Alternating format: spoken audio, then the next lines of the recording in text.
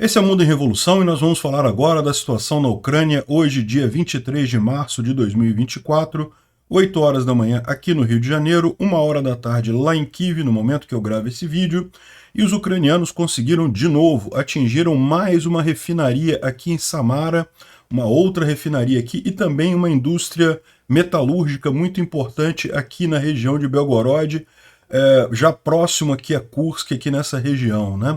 Ou seja, mais duas instalações cruciais para o esforço de guerra russo que foram atingidos por drones ucranianos.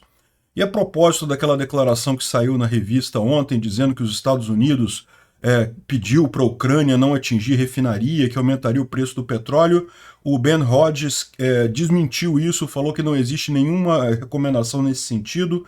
Isso é, mais uma vez, jornalistas comprados, né? Natural esse tipo de coisa, querendo jogar a Ucrânia contra os Estados Unidos.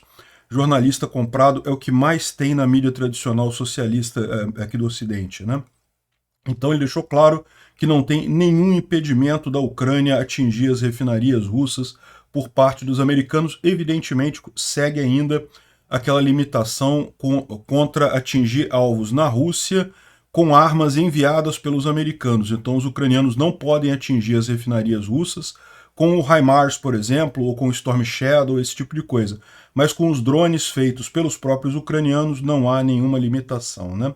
Excelente notícia essas duas coisas aqui. Em Belgorod continuam as ações aqui. Legião Liberdade da Rússia, Corpo Voluntário Russo e o Batalhão da Sibéria continuam fazendo ações aqui em Belgorod, continuam mantendo parte aqui do território russo contra as tropas do Putin, né? Então segue aqui a ação nesse ponto. Teve também teve um ataque de drones contra a Ucrânia de ontem para hoje, embora tenha sido um ataque grande, com 34 drones Shahid, a maioria foi derrubado, não teve nenhum grande dano dessa vez. A hidrelétrica aqui do Dnipro, ela não sofreu danos estruturais, e inclusive boa parte dela já voltou a funcionar, segundo os ucranianos, né? E, bom, a gente tem que falar do caso lá de Moscou, do ataque terrorista que foi feito contra o Crocus City Hall, que é um grande shopping center lá, uma área de entretenimento que tem ali em Moscou, e que levou a muitos mortos. Alguns falam em 140 mortos até aqui já. Os números oficiais são 93 mortos. De qualquer forma, um acidente bastante trágico, um ataque bastante significativo, e que, lógico, a gente vai ver, parece muito, mas muito uma false flag, tá? O pessoal tá falando que, não, o ISIS-K assumiu a autoria do atentado e coisa e tal. Eu vou explicar para vocês porque que eu não acredito. Para mim é false flag essa história. Eu vou explicar o porquê, mas vou dar todas as informações. Pode ser que tenha sido o ISIS-K mesmo, não tenha dúvida, né? Bom, vamos falar sobre essas e outras notícias em detalhes. Essas notícias foram sugeridas por Rombo Programado para Taxar, Trump Tupiniquim e várias outras pessoas. Obrigado aí ao pessoal que sugeriu as notícias lá no nosso site, no wrevolving.com, e obrigado a você que está assistindo o nosso vídeo. Se você gosta do nosso conteúdo, por favor, deixe o seu like, se inscreva aqui no canal, né?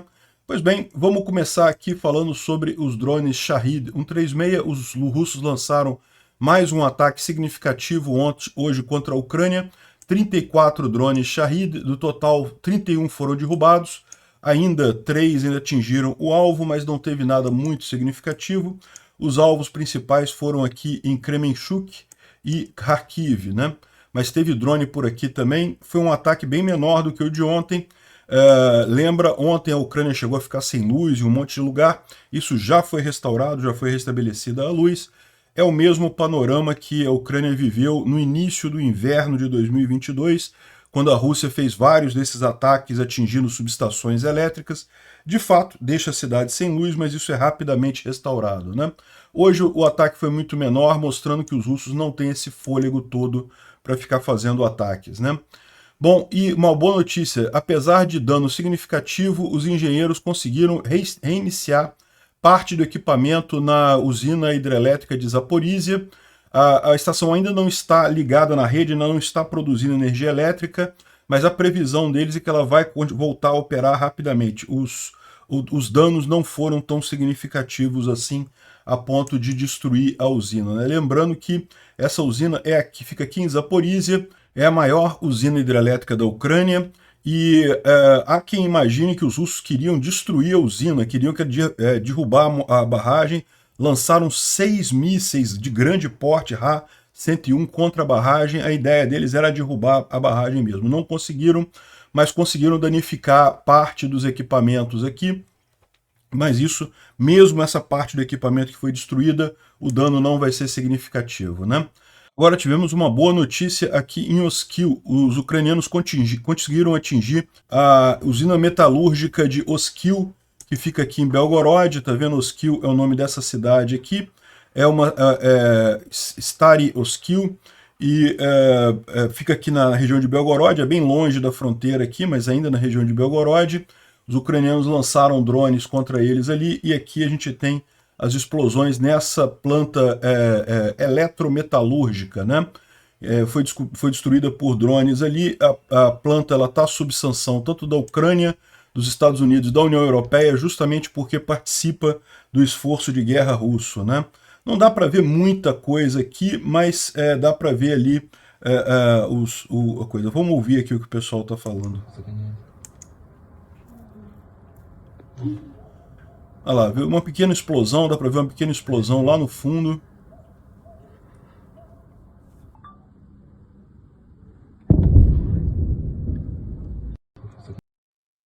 Dá para ouvir uma pequena explosão e um barulho, mas segundo estão dizendo aqui, justamente foi lá em Oskil essa planta metalúrgica que foi atingida lá. Além disso, a gente tem informação aqui de que mais uma refinaria russa foi atingida novamente ali na região de Samara. Tá vendo aqui uma grande explosão aqui? Novamente na região de Samara, mais uma refinaria ali foi atingida por drones ucranianos, né? Aqui está a tradução do que aconteceu. Aqui é outra refinaria, Novokubishevsky, na região de Samara, está pegando fogo novamente. Uma coluna de uma refinaria está pegando fogo na região de Samara. A coluna é uma outra forma de você dizer que é o destilador lá, a parte de destilação ali da refinaria, ou seja, é a parte que os ucranianos visam mesmo para acabar com a produção na refinaria. Tem mais imagens aqui, ó. Novokubishevsky, na região de Samara, está pegando fogo aqui devido a mais um ataque de ontem para hoje, né? Samara é nessa região aqui. Essa refinaria que ela já tinha sido atingida alguns dias atrás, foi atingida novamente. Lembra, Syzran e Novokubishevsky já tinham sido atingidas antes, agora Novokubishevsky foi atingida novamente. Imagens bem impressionantes aqui da refinaria pegando fogo, né? Bom, e uma informação importante, vocês lembram que ontem a gente falou sobre uma matéria jornalística que dizia que os Estados Unidos haviam pedido para a Ucrânia parar de atingir refinarias russas, porque isso poderia elevar o preço do petróleo, causar instabilidade mundial e coisa e tal. Hoje, o Ben Hodges, que é um dos comandantes do exército americano, né, das Forças Armadas Americanas, dizem que, olha só qual foi a frase dele: ataques em refinarias de óleo russa têm gerado um impacto significativo na capacidade russa de fazer a guerra. Elas devem continuar. Eu recomendo ignorar essas chamadas e não acabar com esses ataques. Ou seja, o que ele está falando justamente é que é para continuar esse ataque. Esquece isso daí. Provavelmente essa matéria foi feita por jornalista pago pelos russos para tentar jogar os Estados Unidos contra a Ucrânia e coisa e tal. Isso aqui é um ataque anterior, tá? Não é de ontem para hoje esse ataque, a imagem é só ilustrativa aqui, mas os ucranianos vão continuar atingindo as refinarias russas, pode ter certeza. Bom, em Belgorod continua o ataque lá do Corpo Voluntário Russo, da Legião Liberdade da Rússia, do Batalhão Sibéria. Vamos ouvir aqui o amanhecer em Belgorod.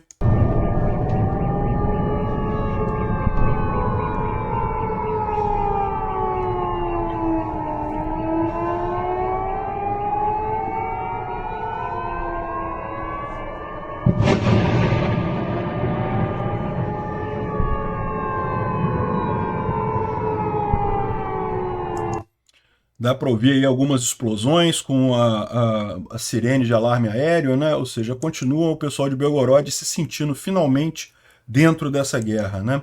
Aqui tem algumas imagens de prédios danificados ali em Belgorod, coisas atingidas. Esse daqui é o mesmo vídeo que a gente viu antes.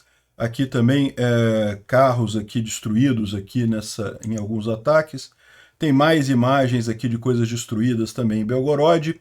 Enfim, e continua a ocupação de algumas áreas do Oblast de Belgorod, né? Lembrando que Belgorod é o nome de uma cidade, a cidade de Belgorod, essa cidade aqui bem grande, muito próxima a Kharkiv, bem na fronteira entre Ucrânia e Rússia, mas também Belgorod é o nome de uma região aqui, seria aqui no Brasil, seria chamado de um estado, né? Lá eles chamam de Oblast, então o Oblast de Belgorod é essa região toda aqui, e os ucranianos eles estão aqui em algumas posições, particularmente aqui nessa região aqui de Kozinka, Graivoron, aqui também em Gorkovsk, enfim, tem vários pontos aqui que estão ocupados não por forças ucranianas, mas por forças russas, que são contrárias a Putin, né? A Legião Liberdade da Rússia, o Corpo Voluntário Russo e o Batalhão Sibéria. Aqui mostra o pessoal desses batalhões se movendo ali livremente ali na região, ou seja, eles têm um ponto de apoio considerável ali, estão com blindados, estão com muita gente e continuam fazendo as ações deles ali, né? Falando sobre a linha de frente, os ucranianos atingiram uma base russa que tinha ali na margem esquerda do rio Dnipro, uma base de operadores de drone FPV. Então tem aqui a imagem das pessoas sendo acompanhadas ali. Aqui era a base e os ucranianos conseguiram destruir a base do pessoal, explodir a base completa ali.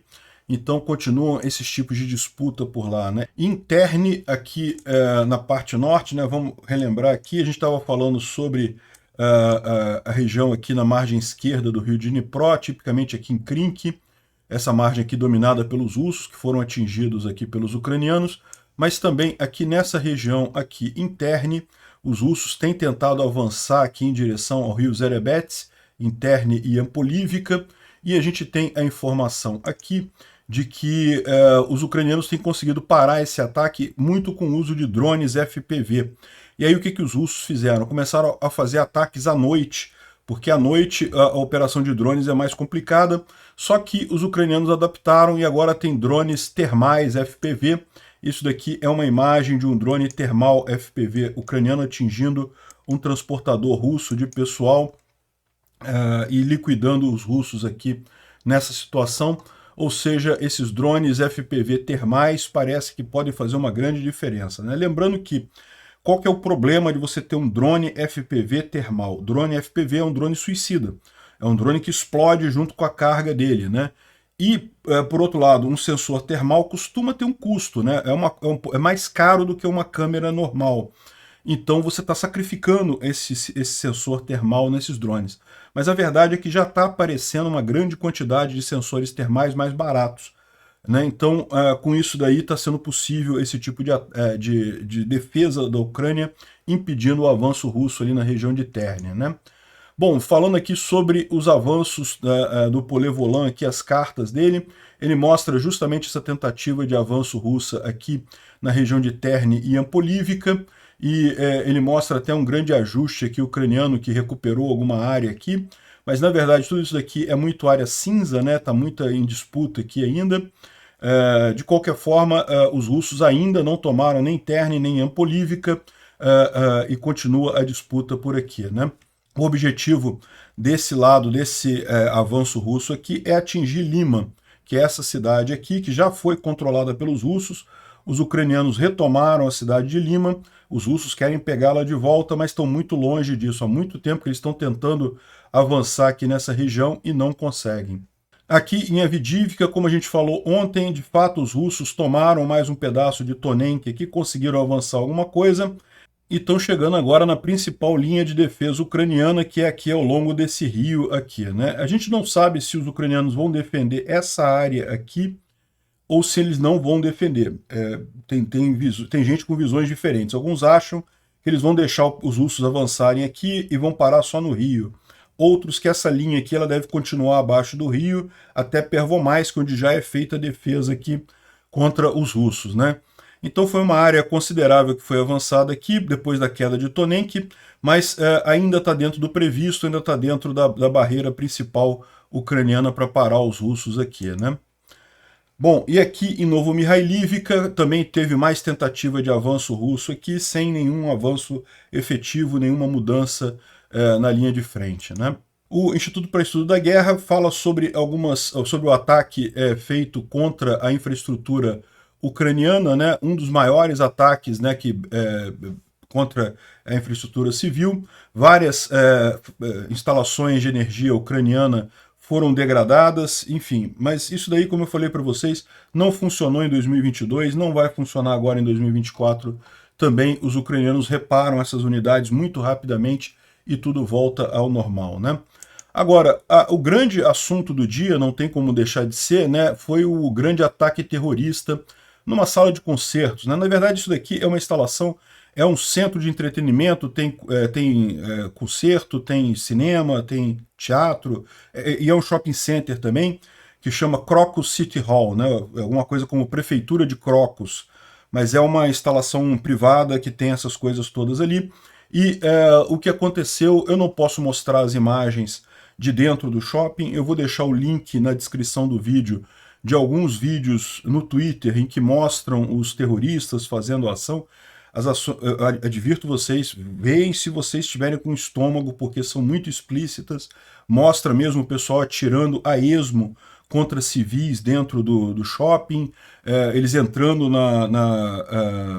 na sala de concerto ali, estava havendo uma performance chamada Piquenique, que aparentemente é famosa lá na Rússia, então estava lotada, a previsão era de totalmente vendido o local lá, e no entanto os caras entraram e atiraram um monte de gente, mataram um monte de gente. Até o momento os números variam, o número oficial aqui, o número de mortos, segundo a 112, que é uma mídia russa, diz que são 150 pessoas morreram no ataque terrorista, e tem mais um monte que pode vir a morrer, porque tem um monte de gente em estado grave no hospital, né?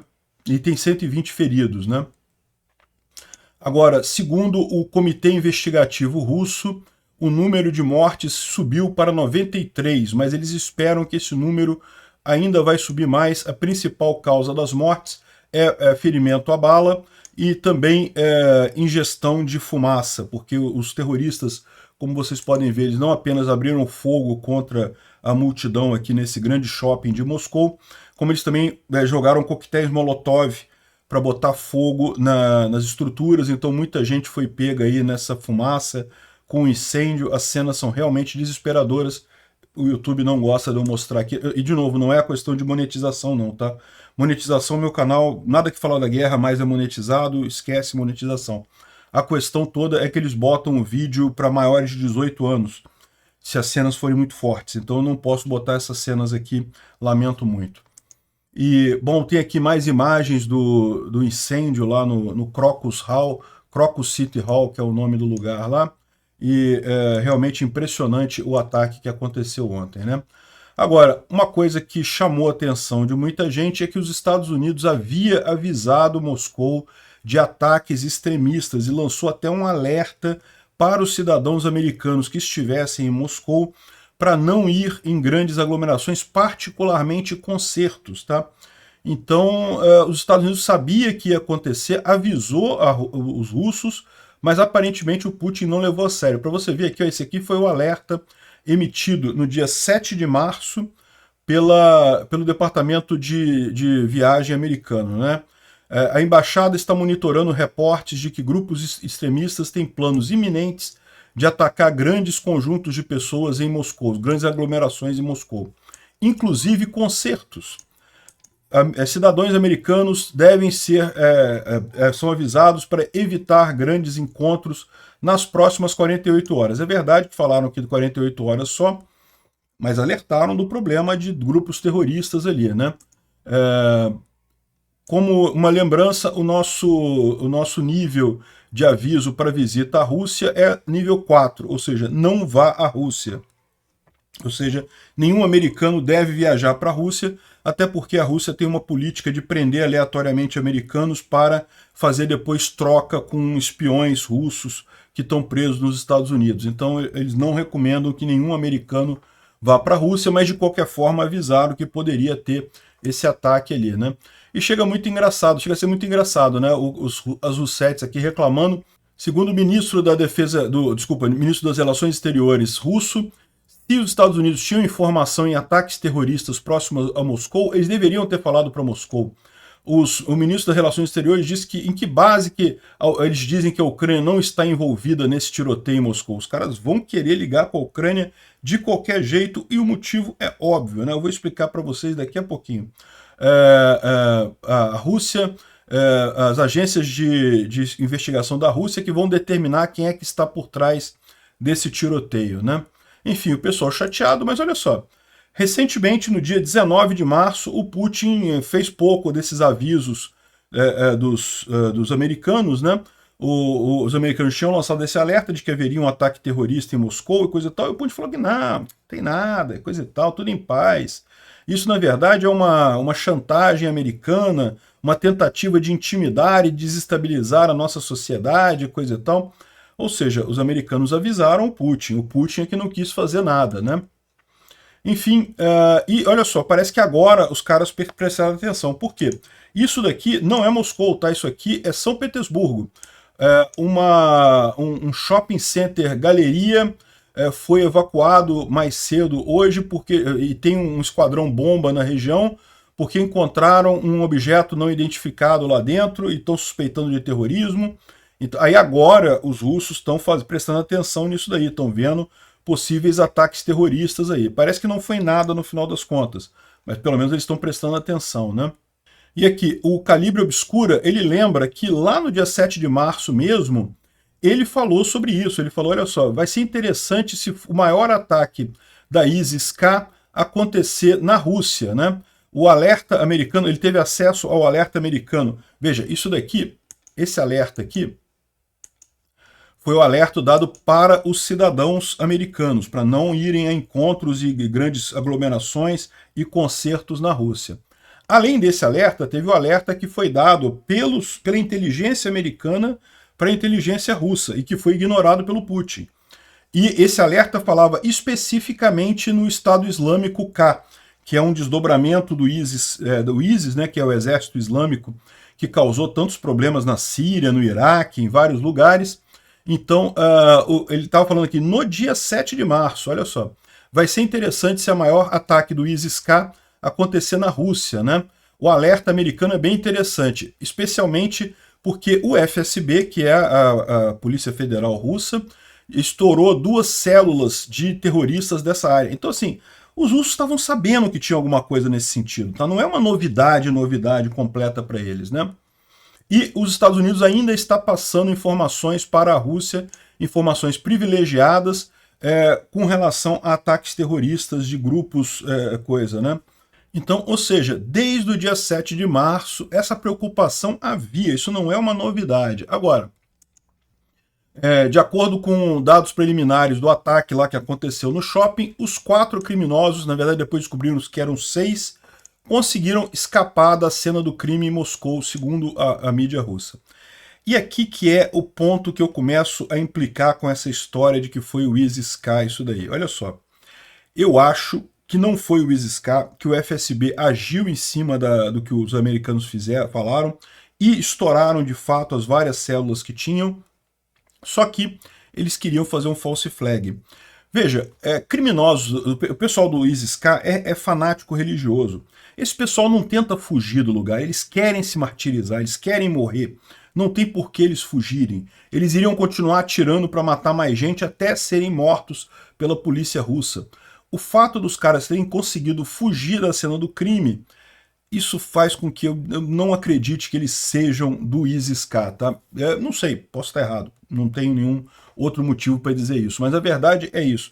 E outra coisa que se vocês olharem os vídeos, infelizmente eu não posso mostrar os vídeos aqui no canal, mas se você olhar o vídeo, você vai ver que eles estão andando muito calmamente no shopping, atirando em todo mundo, calmamente jogando coquetéis Molotov, estavam com vários pentes de recarga, entraram cheios de munição, deram tiro pra caramba dentro do shopping, calmos, andando, assim, ninguém correndo, ninguém no desespero. De novo, isso não é a forma como esses grupos extremistas atuam. Os grupos extremistas, o pessoal é vidrado religiosamente, é o cara que já está com a cabeça destruída. Então o pessoal é frenético, quer matar e coisa e tal. Então, acho estranho isso daqui, né? A descrição dos atacantes pela polícia de Moscou é que eram homens com barbas grandes e coisa e tal, vestindo coletes à prova de bala e carregando metralhadoras.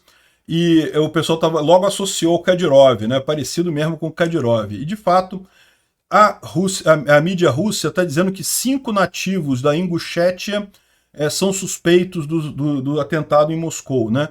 A Ingushétia é uma área da Rússia aqui, ó, perto da Chechênia. Aqui, ó.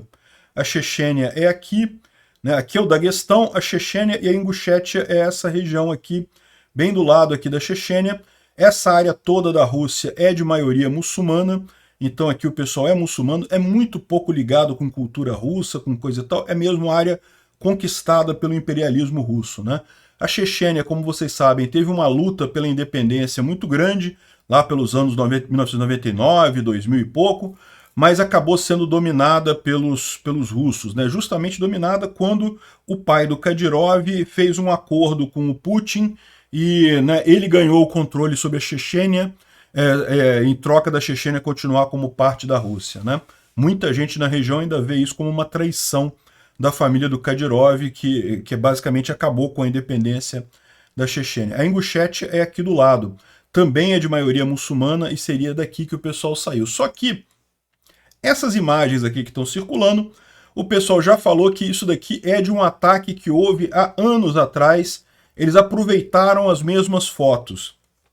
Olha só o FSB russo fazendo a operação de inteligência deles, hein? Montando o panorama de que não foram agentes do FSB que fizeram o tiroteio lá no teatro, no City Hall, no Crocus City Hall. Não foi o FSB, foi esses agentes aqui da Ingushétia, né? Agora, pode ser que tenha sido o grupo ISIS-K mesmo, sejam os muçulmanos que fizeram esse ataque? Não, pode ser, não estou dizendo que não possa ser não, tá?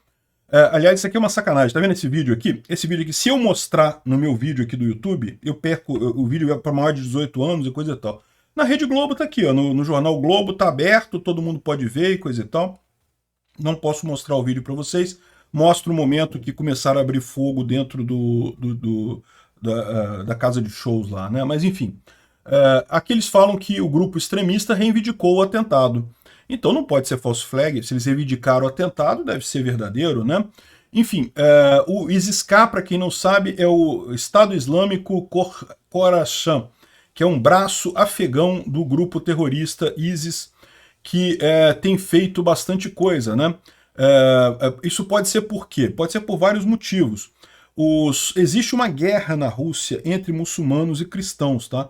Esse caso aqui eu falei sobre isso alguns meses atrás, a briga sobre a questão da nova mesquita em Moscou.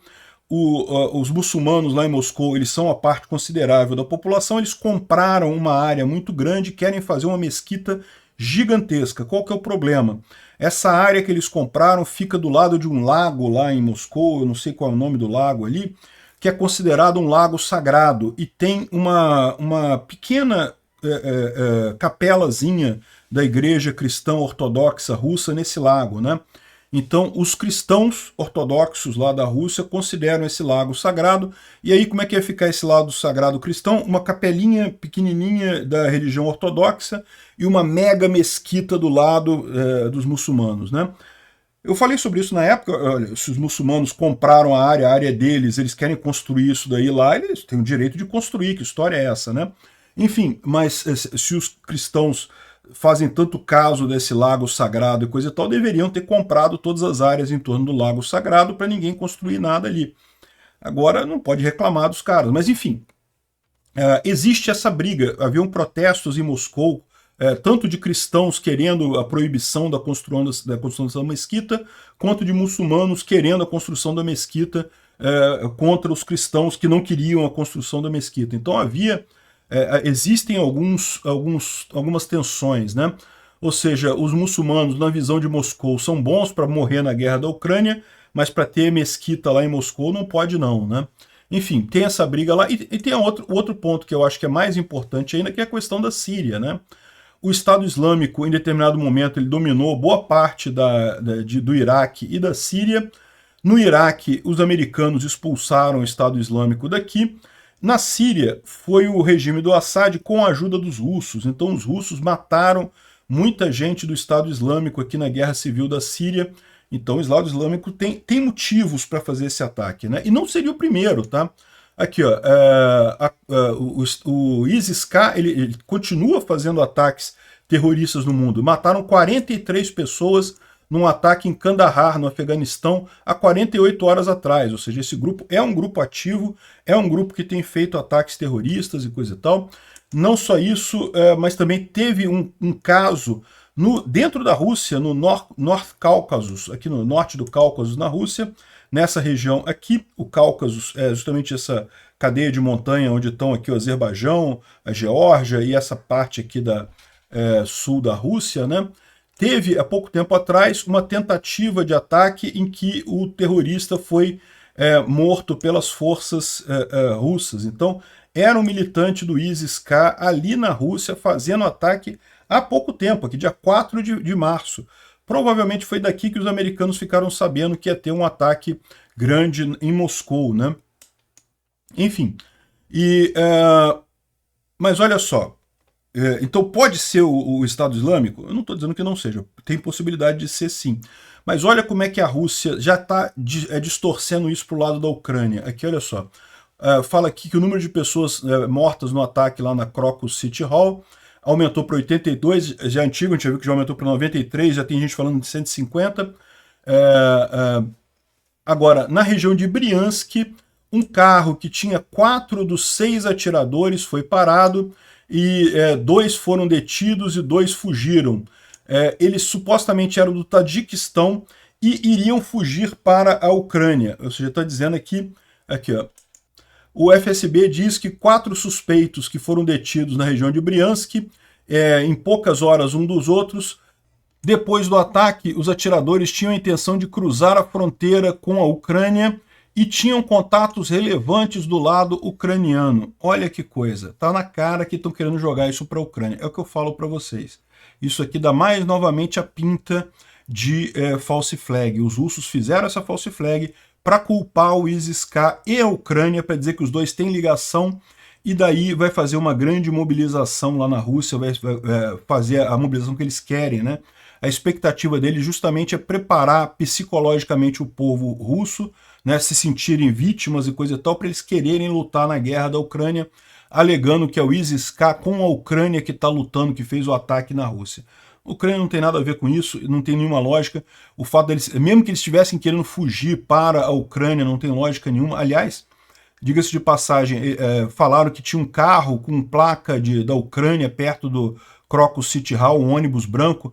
Na verdade, a placa era de Belarus, então eles poderiam estar fugindo para Belarus, isso aqui. Briansk fica justamente aqui nessa região, ó, entre Briansk aqui, ó, entre a Ucrânia e Belarus. Então, ou seja, não me parece muito razoável essa hipótese, mas é lógico que eles fariam essa hipótese. Por quê? Porque o objetivo deles é justamente fazer a mobilização total da sociedade russa, e não apenas para a captação de mão de obra, mas também da economia russa em escala de guerra. Então, não sei, posso estar errado, pode ser que tenha sido mesmo o ISIS-K que fez esse ataque, coisa e tal, mas me parece muito mais razoável os russos terem identificado essas células do ISIS-K, fizeram um ataque parecido com o que o ISIS-K queria fazer, justamente, mas de forma controlada, feito pelo FSB, com o pessoal super calmo lá, matando as pessoas e coisa e tal, com o objetivo exatamente de fazer essa mobilização. Vamos ver o que acontece nos próximos dias. Obrigado por assistir o vídeo até o final. Se gostou do conteúdo, não esqueça de deixar o seu like, isso ajuda o canal a crescer e a chegar para mais gente. Se não gostou, deixe o dislike e explique nos comentários como podemos melhorar. Comente também sugestões de temas que podemos trazer por aqui. Comentários insultuosos ou defendendo ditaduras e criminosos de guerra serão sumariamente bloqueados. Agradeço a compreensão. Se ainda não é inscrito no canal, considere se inscrever clicando no botão inscrever-se abaixo e marcando a campainha para todos os avisos. Se quiser ajudar o canal, veja no nosso site como você pode fazer isso.